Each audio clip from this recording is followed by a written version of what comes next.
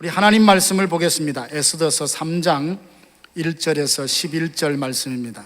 그 후에 아하수에로 왕이 아각 사람 함무다다의 아들 하만의 지위를 높이 올려 함께 있는 모든 대신 위에 두니 대궐문에 있는 왕의 모든 신하들이 다 왕의 명령대로 하만에게 꿇어 절하되 모르드게는 꿇지도 아니하고 절하지도 아니하니 대궐문에 있는 왕의 신하들이 모르드게에게 이르되 너는 어찌하여 왕의 명령을 거역하느냐? 하고 날마다 권하되 모르드게가 듣지 아니하고 자기는 유다인임을 알렸더니 그들이 모르드게의 일이 어찌되나 보고자 하여 하만에게 전하였더라.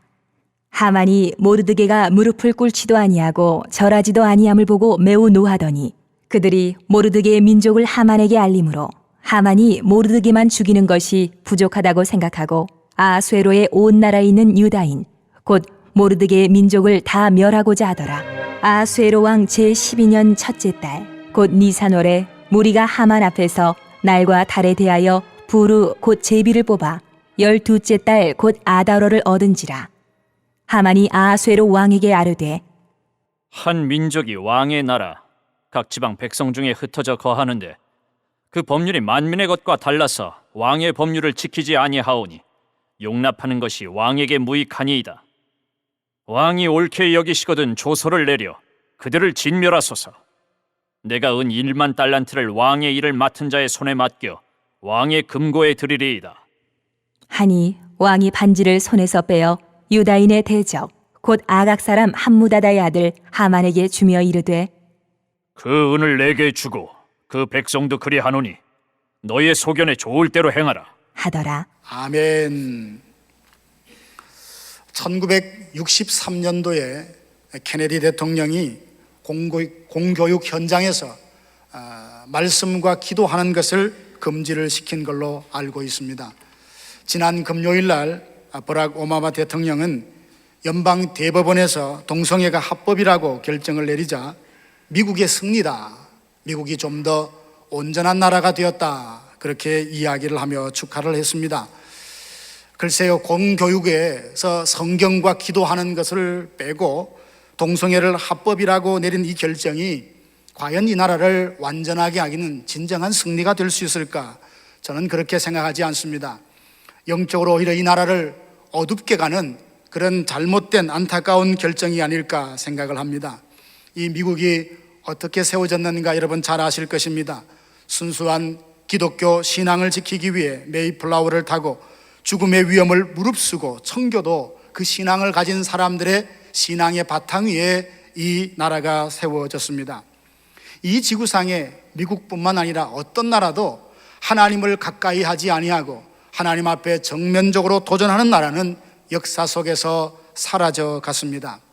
바벨론이 그러했고, 그리고 페르시아가 그러했고, 아시리아가 그러했습니다.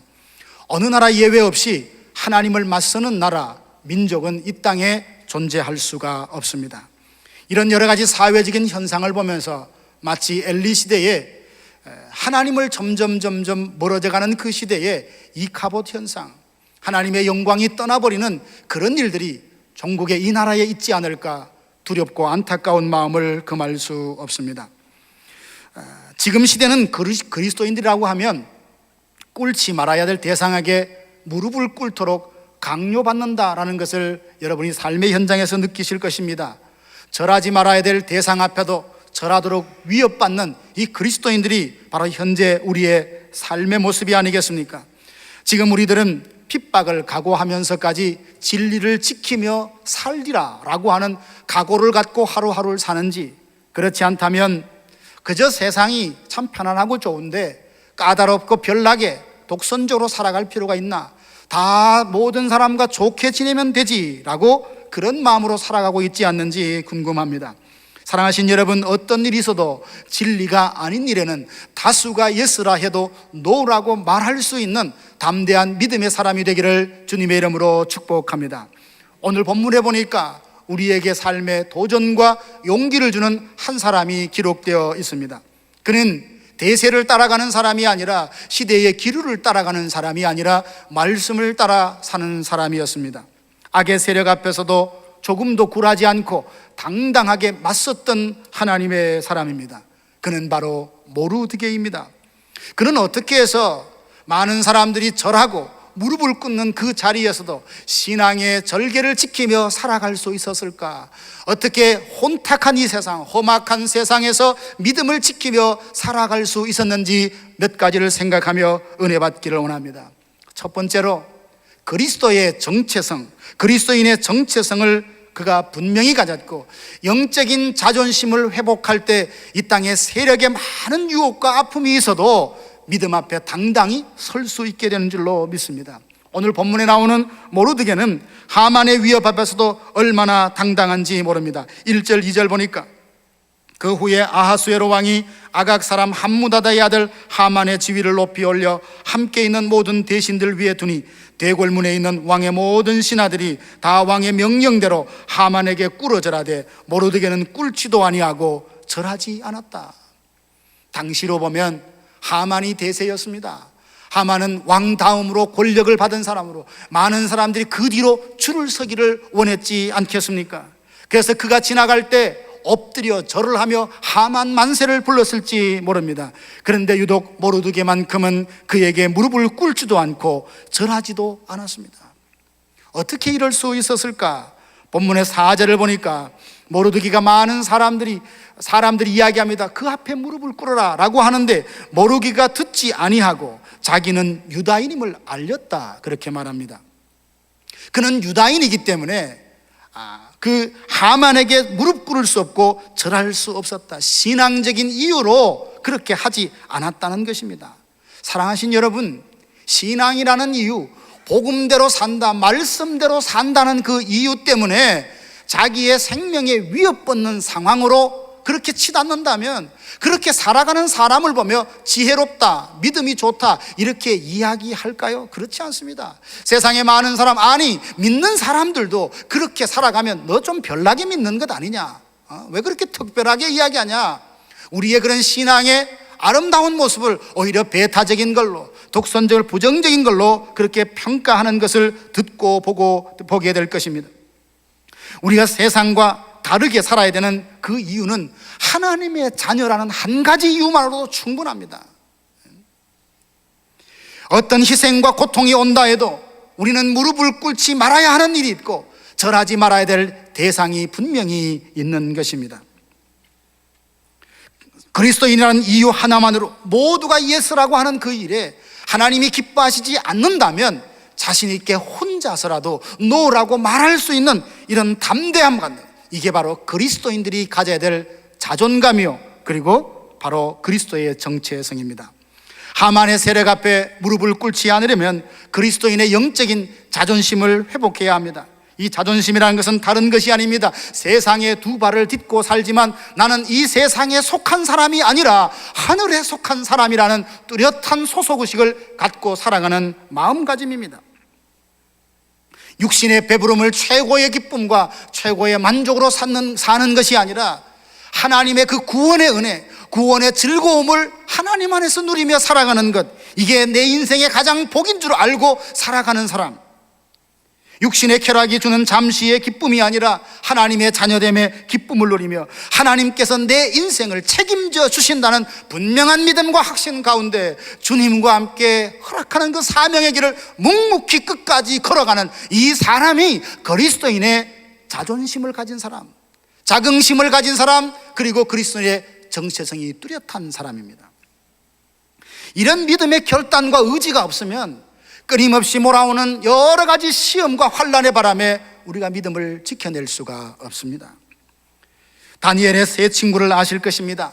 바벨론 왕 느부갓네살은 두라 평지에다가 27m 되는 60규빗의 높은 자기 모양의 금신상을 세워놓고 모든 사람이 그 앞에 절을 하도록 그렇게 했습니다. 다니엘 세 친구들은 그것을 알면서도 불구하고 절하지 않아 왕의 앞에 불려갔습니다. 임금은 화를 내면서 분노합니다. 이제까지 몰랐다면 용서하겠지만 지금 다시 말하노니 그 신상에 절을 해라. 만약 절하지 않으면 7배로 더 뜨거운 풀무불에 너희를 집어넣을 것이다. 풀무불이 아니라도 임금의 호령 그 자체가 위압감을 주고 두려워할 만한데 다니엘의 세 친구는 그 말을 듣고 이렇게 말합니다. 왕이여, 우리가 섬기는 하나님이 만일 당신을 우리의 풀무불에 넣으면 건져내실 것입니다. 설마 그렇게 하지 않는다 할지라도 우리는 그 신상에 절할 수가 없습니다. 여러분, 이 믿음, 이 고백이 얼마나 담대하고 당돌한 고백인지 여러분 아실 것입니다. 생명의 위협이 자기 앞에 있습니다. 임금이 한마디만 선언을 내리면 그들은 뜨거운 풀무불에 한 줌의 채가 될 수 있는 상황에도 불구하고 죽으면 죽었지 나는 하나님 싫어하는 일은 할 수 없다고 분명한 의지를 갖고 사는 것, 이게 바로 그리스도인들의 자존감, 이게 바로 그리스도의 정체성입니다. 창세기 14장에 보면 최초의 전쟁 기록이 나옵니다. 롯과 소돔 고모라에 사는 많은 사람들이 포로가 되어 잡혀갔다는 이야기를 아브라함이 듣게 됩니다. 그래서 318명 자기 가정에서 훈련받은 군사를 데리고 야간에 기습을 해서 그 포로된 사람을 다 찾아옵니다. 소돔 왕이 볼 때 얼마나 고마웠을까요? 전쟁에서 패전을 하고 잃어버리고 포로된 백성들 어떻게 할 수 없어서 발을 동동 그리고 있을 때 부탁도 하지 않았습니다. 자원해서 군사를 데리고 가서 모든 포로된 백성들을 데려오니 얼마나 기뻤습니까? 얼마나 고마웠겠습니까? 그래서 말을 합니다. 네가 찾은 전리품 이 물건은 다 가져가고 사람들은 내게 돌리라 라고 이야기합니다. 이 말은 전혀 나쁜 의도로 한 말이 아닙니다. 아브라함에게 고마운 마음으로 했음에도 불구하고 아브라함은 뭐라고 말합니까? 천지의 주제시여 지극히 높으신 하나님 여호와께 내가 손을 들어 맹세하노니 내 말이 내가 아브라함으로 치부하게 하였다 할까 하여 내게 속한 것은 실 한 오락이나 들매끈 한 가닥도 내가 가지지 아니하리라. 여러분, 우리가 만약 소돔 왕이라면 얼마나 당황하겠습니까? 수고했다고 고맙다고 선물처럼 전리품으로 주려고 하는데 아주 단호하게 그 자리에서 거절을 합니다. 이 거절의 내용은 그런 거예요. 다른 것이 아니라 만약 이것을 내가 선물로 받아갔다가 나중에 내가 잘 되면 소돔 왕이 그렇게 말할 것 아니냐고. 그 사람 잘 된 건 내 덕이야. 그 사람이 부자가 된 거 내가 그때 한몫되어 줬기 때문에 그가 잘 돼서, 이 말을 듣기 싫었던 겁니다. 왜냐하면 아브라함의 중심 가운데는 나를 복되게 하고 부하게 하는 것은 하나님 한 분이지 소돔 왕이 선물로 준 전리품 때문에 내가 잘 살게 되는 것이 아니라는 것을 그가 알았기 때문에 그 한마디 노라는 대답으로 그것을 드러냈던 것입니다. 이것을 가지고 그리스도인들이 가져야 될 영적인 자존심이라는 겁니다. 당시에 왕의 호의를 거절했을 때는 큰 어려움을 당할 수 있었지 않겠습니까?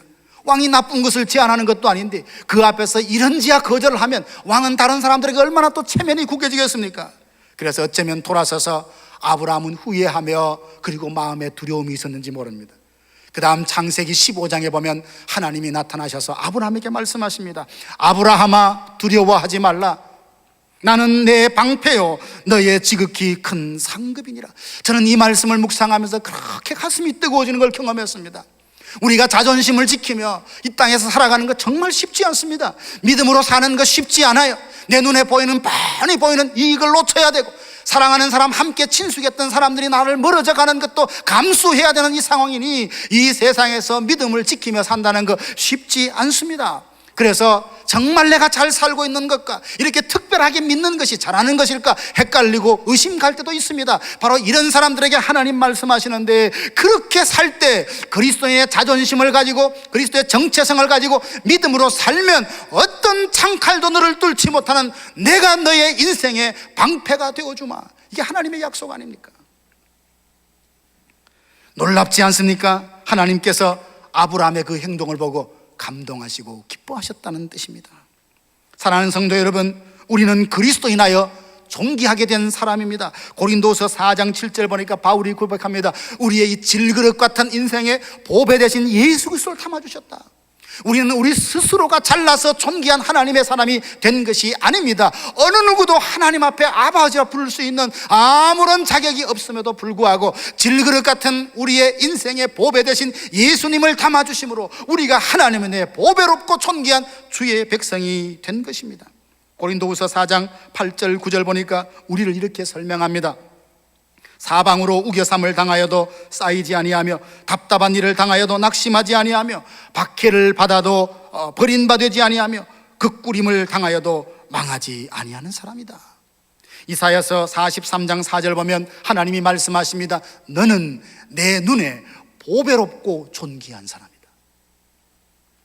사랑하시는 여러분, 믿음 안에서 그리스도인다운 정체성, 이 그리스도인의 자존감을 분명히 갖고 살아가면 하나님 그들을 지켜주시고 보호해 주실 것입니다. 우리가 누굽니까? 하나님을 사랑하는 자들입니다. 하나님께 사랑을 받는 주의 자녀들입니다. 요한복음 1장 12절 보니까 영접하는 자, 곧 그 이름을 믿는 자들에게는 하나님의 자녀가 되는 권세를 주셨다 했습니다. 저와 여러분들이 하나님 자녀됨의 권세를 이미 받은 줄로 믿으시기를 바랍니다. 얼마나 대단합니까? 그러므로 우리는 하나님의 자녀다, 하나님의 백성이다, 나는 하나님의 자녀된 권세를 가졌다는 이 한 가지 이유만으로 세상 앞에 얼마든지 당당하게 자신을 드러낼 수 있을 만한 자격을 갖춘 사람입니다. 이 말은 교만하라는 것이 아닙니다. 자기 자랑을 늘어놓으라는 말이 아닙니다. 곧 하나님의 자녀라는 이 자존감, 이것을 분명히 갖고 이 세상 앞에 당당하게 살라는 것입니다.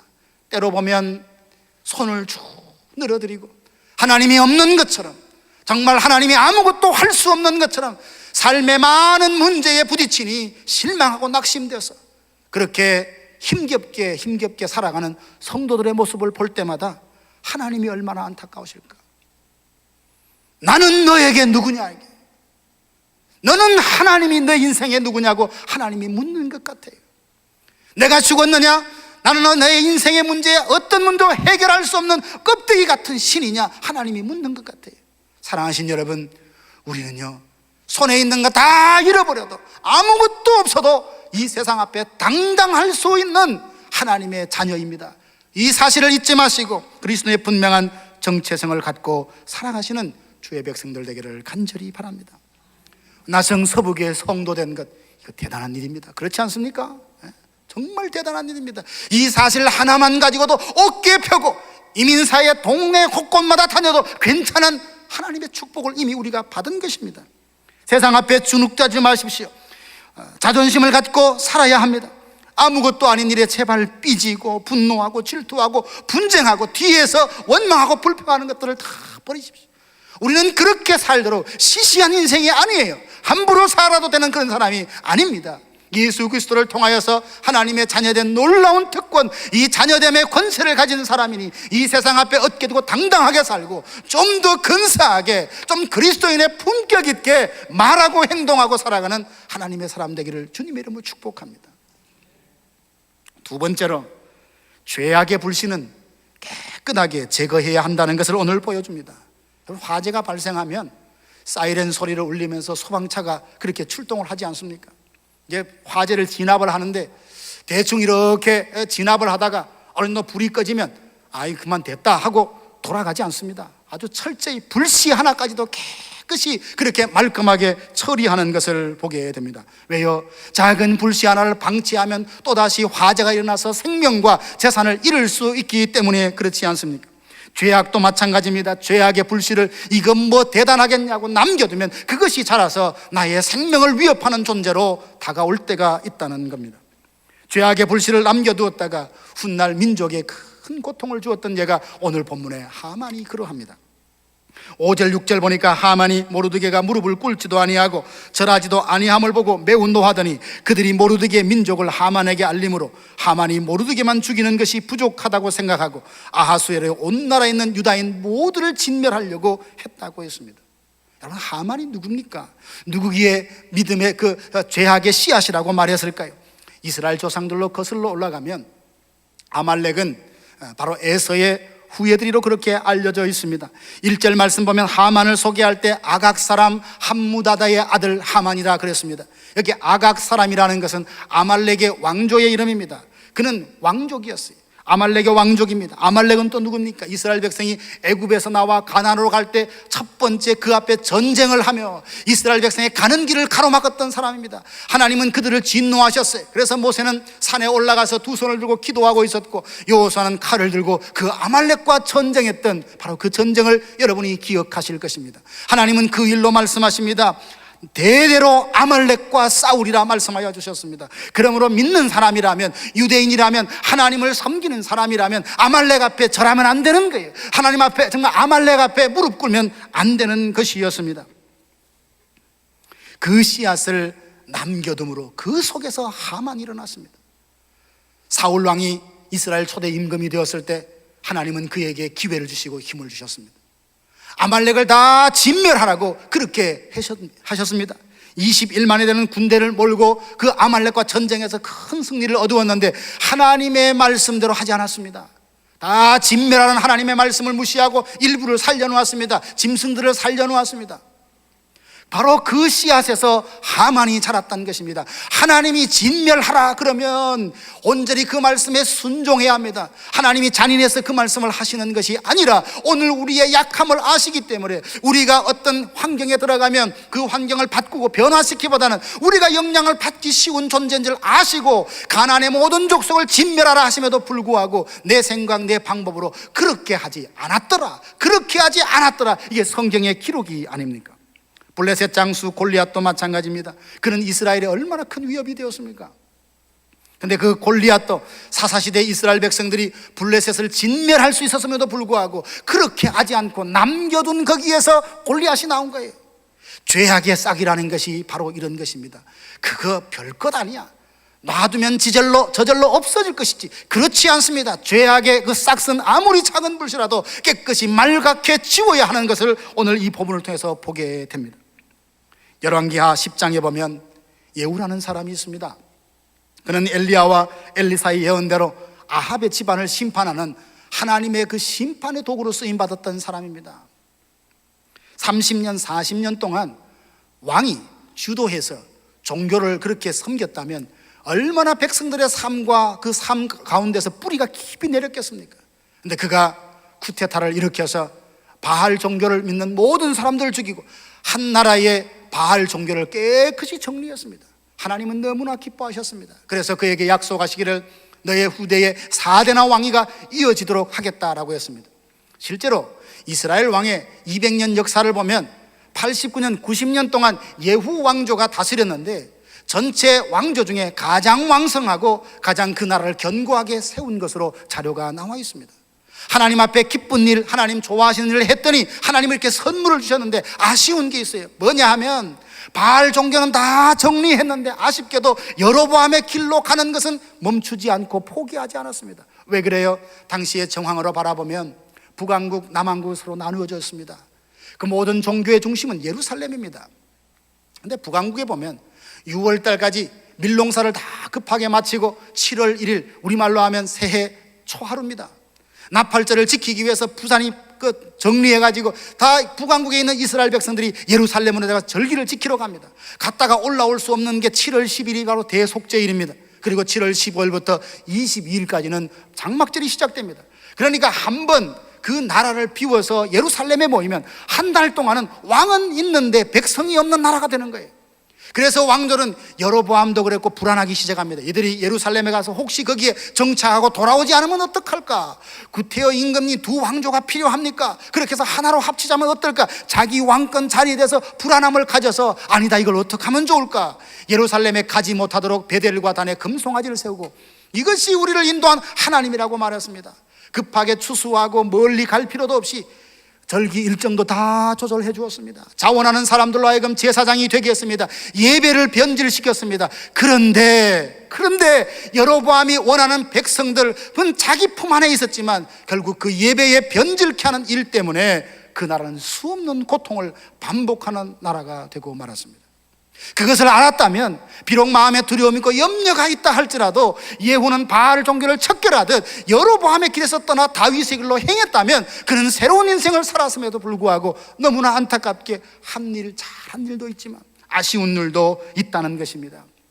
심판의 도구로 쓰임받기도 했지만 또리어 심판의 대상이 되기도 했던 것이 예후의 삶입니다. 보십시오. 죄의 씨앗이라는 것이, 불씨라는 것이 바로 이런 것입니다. 지금 내 앞에 있을 때는 아무것도 아닌 것 같지만 이걸 방치하면 스물스물 자랍니다. 죄가 장성하여 사망에 이른다는 야고보의 말씀은 틀림없는 말씀입니다. 사랑하신 여러분, 이 땅에서 진실로 하나님의 은혜와 복을 누리기 원한다면 죄를 맑게 깨끗하게 처리하는 그 각오와 결단을 가지셔야 합니다.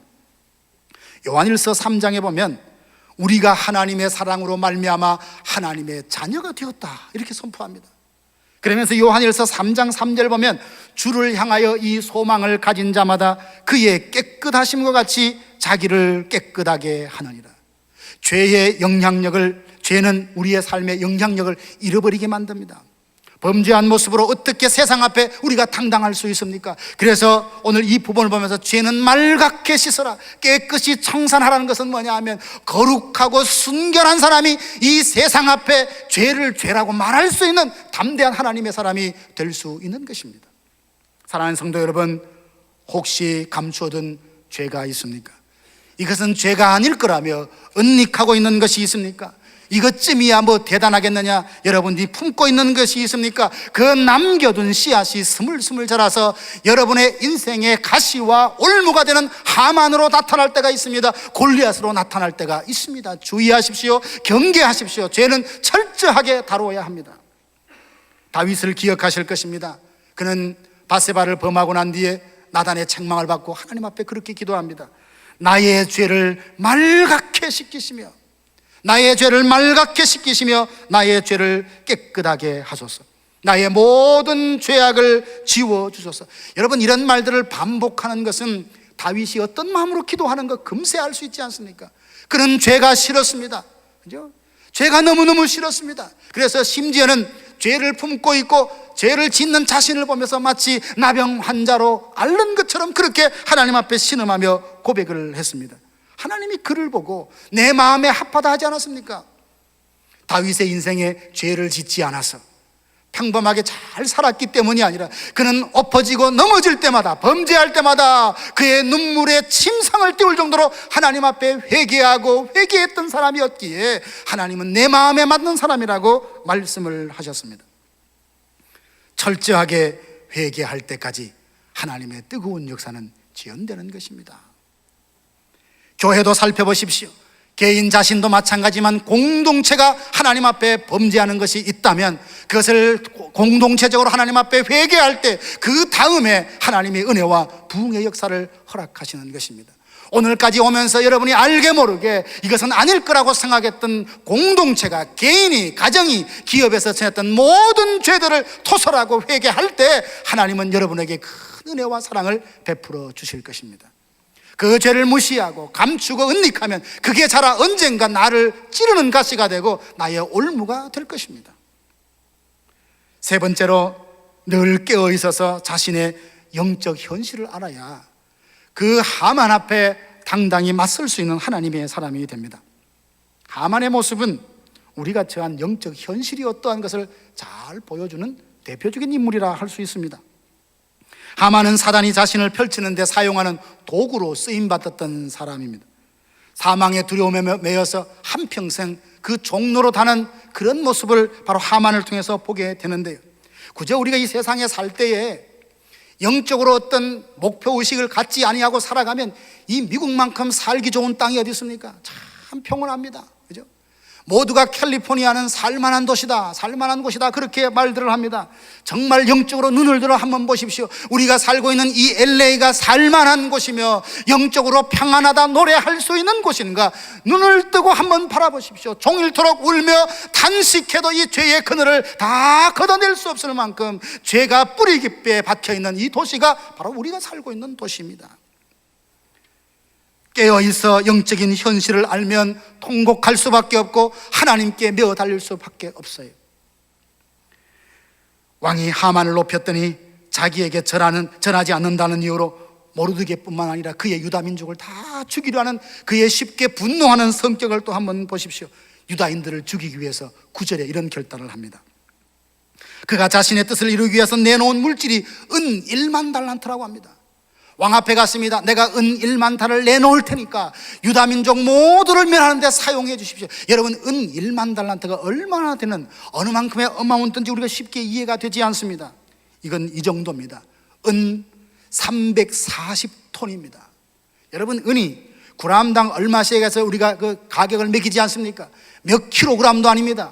340톤이라는 은을 왕 앞에 넣어놓고 왜 그걸 헌신합니까? 이 땅에 살고 있는 유다인들 다 죽여달라고 그것을 헌금하는 그 모습을 보고 있습니다. 이것은 당시에 페르시아의 1년 전체 총 세금의 3분의 2나 되는 엄청난 금액입니다. 베드로전서 5장 8절에 말합니다. 근신하라, 깨어라, 너희 대적 마귀가 우는 사자같이 두루다니며 삼킬 자를 찾는다라고 했습니다. 그러므로 어떤 일을 해도 기도하며 영적으로 하십시오. 무엇을 하더라도 항상 하나님의 은혜를 구하시고 내 방법, 내 생각이 옳다고 주장하지 마시고 하나님이 뭘 기뻐하시는가, 하나님이 뭘 원하시는가를 묻고 그 지혜를 따라, 그 하나님의 인도하심 따라 하실 수 있게 되기를 원합니다. 그러기 위해서 우리는 영적으로 깨어 있어야 합니다. 자신을 지켜 사단이 형제들을 시험하는 데 사용되는 도구가 되지 말고 성령께 붙들려서 의의 병기가 되어서 사람들에게 용기와 기쁨을 주고 믿음의 열정을 불러일으키는 이런 일에 쓰임받는 우리 교회와 성도들 되기를 주님의 이름으로 축원합니다. 자신의 재산 은 1만 달란트를 드리며 유다인들을 다 몰살하는 하만의 음모는요, 동일한 방법은 아니지만 지금 이 시대에도 사탄은 그런 사람들을 통해서 믿는 자 신앙을 뒤흔들고 있습니다. 희생과 헌신보다는 번영과 성공을 추구하는 사람으로 변질하게 합니다. 거룩함을 추구하며 살기보다는 내 자신의 행복을 우선시 여기는 사람이 되도록 합니다. 십자가보다는 영광을 더 찾게 만들고 좁은 길보다는 넓은 길을 선호하게 자꾸만 우리를 유혹합니다. 편하게 신앙생활을 할 수 있고 쉽게 할 수 있는 길을 자꾸만 보게 하지, 험하고 좁은 길을 가도록 우리를 그렇게 이끌지 않습니다. 여러분, 고난 없이 영광은 없습니다. 십자가에 죽지 않으면 부활의 영광과 기쁨을 맛볼 수 없습니다. 예수님을 위해서 죽어본 경험이 있는 사람은 하나님께서 그 죽음 가운데 살려낸 부활의 감격이 뭔지 맛보는 것 아니겠습니까? 주님께 자신을 드리는 일이 없다면 신기한 방법으로 하나님이 공급하시는 것을 어떻게 체험하겠습니까? 제가 늘 말하지요. 하나님의 축복의 원리는 뺄셈의 원리라고. 하나님께서 더 많은 것을 주셨지만 이미 주신 것을 가지고 기쁨으로 드리면 하나님이 그 위에 흔들어 차고 넘치도록 부어주시는 것이 축복의 원리라고 늘 말씀을 드렸습니다. 그런데 지금 기독교의 모습, 이 시대의 신앙인들의 모습을 보면 점차 힘을 잃어가고 있다는 것을 부인할 수 없습니다. 선교 기관에서는 선교사로 지원하는 사람들이 자꾸만 줄어드니 규모를 줄여야 되나 고민하고 갈등한다고 연락들을 하고 있습니다. 편하게 쉽게 사는 것이 다 좋은 것이 아닌 것입니다. 그렇다고 해서 반대로 그냥 고생을 하고 힘들게만 살아야 되는 것이 좋은 것이 아니라 좀 더 편하게, 좀 더 쉽게, 좀 더 안일하게 사는 것만이 내 믿음을 북돋우는 것이 아니라는 것을 분명히 알아야 됩니다. 지금은 마지막 때예요. 마지막 때를 살아가는 믿음의 사람들은 내 한 몸 편하게 살려고 좀 더 눕자, 좀 더 쉬자가 아니라 한 번 더 기도하고 한 번 더 하나님 앞에 나오려는 이 열정과 투지 어린 믿음이 있어야 이 마지막 시대에 당당하게 그리스도의 정체성을 드러내며 살아갈 수 있습니다. 기독교의 타락은 1세기에 무서운 핍박이 있을 때가 아니라 313년 콘스탄틴 대제가 기독교를 정식 종교로 인정할 때부터였다는 것을 여러분 아실 것입니다. 거룩한 부담감이 없이 사는 것만이 그저 좋은 것 아닙니다. 가끔 물을 때 너희 교회 신앙생활 하기 어때? 라고 했을 때 교인들이 우리 교회 너무 편해, 우리 교회 너무 편해, 주일날 예배 한 번만 들어가면 목사가 한 번도 강조를 안 해, 전혀 부담이 없어, 너무 좋은 교회야, 이런 이야기를 서로 나눌 때 보면 가슴을 칩니다. 가슴을 쳐. 우리가 정말 그렇게 살아도 될 만큼 인생이 그렇게 여유 있는 사람이 누가 있을까요? 강조하지 않는다고 해서 필요 없다고 하는 것 아닙니다. 여러분의 입장과 생각을 생각해 보니까 때로 그 말이 입에서 나오지 않는 거예요. 이렇게 살아줬으면 좋겠는데, 이렇게 해줬으면 좋겠는데, 혼자 부둥켜 안고 이름을 부르며 울어봐도 하나님이 그 마음에 성령이 역사하지 않으면 어제나 오늘이나 내일이나 그대로예요. 참 이게 얼마나 하나님 보시기에 안타까움일까. 저는 여러분을 책망하고 싶은 마음이 아닙니다. 묵상하면서 히브리서 12장 4절을 봤는데요, 이렇게 말합니다. 너희가 죄와 싸우되 아직 피 흘리기까지 싸우지 아니하고. 여러분, 이 시대를 분명히 알아야 합니다. 영적으로 거룩한 목적이 생기고 목표가 생기면 세상을 바라보는 시각이 달라져요. 그저 먹고 지내고 잘 지내려고 하면 이 세상만큼 편하고 좋은 곳이 어디 있습니까? 그러나 영적인 거룩한 목표를 가지고 어떻게 하면 나를 통하여 한 사람의 영혼이라도 더 구원할까, 거룩한 부담을 안고 세상을 보고 사람을 보면 가슴 칠 일이 한두 가지가 아니라는 것을 여러분 다 알고 있지 않습니까? 사랑하신 여러분, 죄와 싸우십시오. 죄와 맞서십시오. 싸우되 쉽게 하다가 주저앉지 말고 피 흘리기까지 싸워서 정말 영적으로 승리를 거둬보는 하나님의 사람 되기를 주님의 이름으로 축원합니다. 우리가 사는 삶의 현실이 이런 거예요. 사랑하는 성도 여러분, 자신의 힘, 지위, 물질, 능력을 총동원하여 유다인을 멸절시키려는 하만의 음모를 보았습니다. 그 세력 앞에도 꿋꿋하게 믿음의 절개를 지키는 모르드게도 보았습니다. 때로 힘들게 정신없이 비즈니스를 경영하며 이민생활하는 이 힘겨운 삶의 가운데 오늘 이 주제가 여러분의 마음에 부담이 될 것 알고 있습니다. 기도하며 아멘으로 받으시고 당장 그대로 할 수 없다 할지라도 꿈을 꾸시기를 간절히 바랍니다. 하나님, 나 이렇게 살고 싶지 않아요. 하나님, 나 이렇게 살다가 끝내고 싶지 않아요. 하나님, 정말 내 인생의 마지막이 오든 세상의 마지막이 오든 그때 하나님이 내 이름을 부를 때에 보좌에 앉아서 부를 수 없이 자리에 벌떡 일어나서 나의 이름을 부르며 잘했다 칭찬하는 그런 멋진 인생 한번 살아보고 싶습니다. 여러분 꿈꾸시기를 바랍니다. 기도하시길 바랍니다. 하나님이 도와주실 것입니다. 우리는 하나님의 자녀입니다. 더 이상 물질 좀 없다고, 집 사이즈 좀 작다고 세상 앞에 주눅들지 마십시오.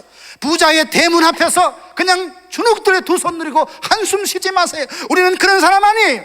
천국을, 하늘의 영광을 누릴 수 있는 하나님의 자녀입니다. 그 앞에서 당당하시고 주의 이름으로 축복을 선포하는 하나님의 사람 되시기 바랍니다. 야곱을 보십시오.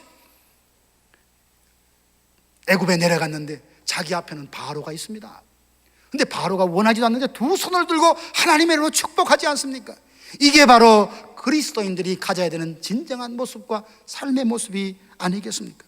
그리고 항상 이런 삶을 위해서 깨어있어 영적인 현실을 인식하시고 죄와 싸우되 피 흘리기까지 싸우라는 히브리서 이 말씀을 가슴에 품고 이제까지 어떻게 살았나?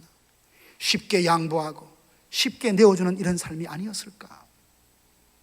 저는 최근에 연방대법원의 9건의 대법관 중에 크리스찬이 한 사람도 없다는 사실에 굉장히 충격을 받았습니다.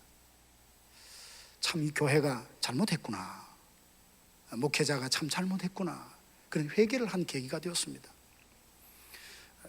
다 공식적으로 인정되는 건 아니지만 어떤 사람이 미국 그러면 기독교 국가라고 그렇게 알고 있는 사람이 참 많습니다. 그런데 정녕 우리는 정말 가장 중요한 자리에 믿는 사람을 세우고 준비시킬 만큼 그게 관심이 없었는지 모릅니다. 내 교회, 내 가정, 내 입에 들어간 내 배를 만족시키는 데가 전부였지, 이웃에 누가 죽어가든 예수 믿지 않든 관심이 없이 그저 나 하나 교회 왔다 갔다 하는 걸로 충분하다라고 생각하며 안일하게 살았는지 모릅니다. 이제 그것 회개하고 여기서 멈추시고 하나님, 나 새롭게 살고 싶어요, 은혜 주세요, 성령의 충만함 주세요, 기도하고 부르짖는 하나님의 사람 되기를 주님의 이름으로 축복합니다. 기도하겠습니다. 하나님, 우리 아버지, 하만이 득세하여서 모르드게와 그리고 모든 유다인들을 멸절시키려고 하는 것처럼 이 시대의 영적 전쟁 가운데 있는 사랑하는 백성들을 긍휼히 여겨주시고 성령의 충만함을 주셔서 이기는 자로, 넉넉히 승리하는 자로 하나님 성령으로 충만함을 덧입혀 주시옵소서. 이대로 살고 싶지 않습니다. 시시하게 살다가 하나님 앞에 부름을 받는 것이 아니라 잘했다 칭찬받으며 주님이 보좌에 일어나 우리를 환영할 정도로 정말 믿음의 경주를 힘껏 달리다 하나님의 부르심 받기를 원하옵나니 우리를 사용하여 주옵소서. 그 마지막까지 사명의 일을 달려가기를 원하옵나니 우리를 사용하여 주옵소서. 감사드리며 예수님의 이름으로 간절히 기도하옵나이다. 아멘.